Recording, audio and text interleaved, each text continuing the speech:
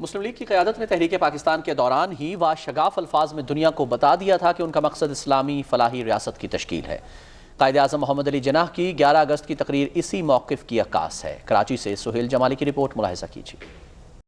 بابائے قوم محمد علی جناح کا ملک کی پہلی قانون ساز اسمبلی سے خطاب ایک نئی قائم ہونے والی ریاست کے خد و خال اس طور واضح کرتا ہے جس میں تمام شہریوں کو برابر کے حقوق حاصل ہوں گے۔ نئی مملکت میں کسی شہری سے رنگ، نسل اور مذہب کی بنیاد پر تفریق نہیں برتی جائے گی۔ قائد اعظم کی 11 اگست کی تقریر میں وہ عادلانہ نظام پوری طرح نظر آتا ہے جو مسلم لیگ کی خواہش تھی۔ مسلم لیگ نے اسلام کو جس طرح سے ڈیفائن کیا تھا اس میں میرے خیال میں ہر طرح کی برابری موجود ہے تمام شہریوں کے لیے۔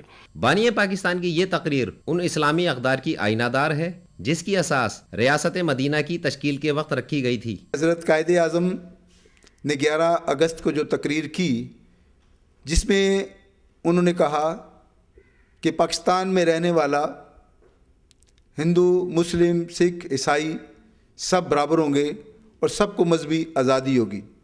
آج کے دور میں میں یہ سمجھتا ہوں کہ پاکستان میں واقعی سب کو آزادی ہے۔ مسیحی جب چرچ میں جاتے ہیں تو بلا خوف و خطر جاتے ہیں، ہندو جب مندر میں جاتے ہیں تو بلا خوف و خطر جاتے ہیں، سکھ اگر گردوارہ میں جاتے ہیں تو بلا خوف و خطر جاتے ہیں۔ بہت سے ایسے عناصر ہیں جو پاکستان کو بدنام کرنے کے لیے میڈیا کے اندر یہ واویلا کرتے ہیں کہ پاکستان میں اقلیت کو ساتھ جو ہے وہ زیادتی ہو رہی ہے، جبکہ ایسا نہیں ہے۔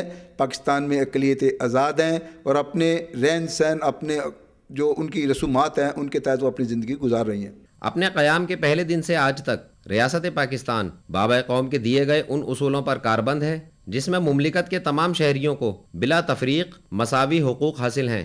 سہیل جمالی، پاکستان ٹیلی ویژن نیوز، کراچی۔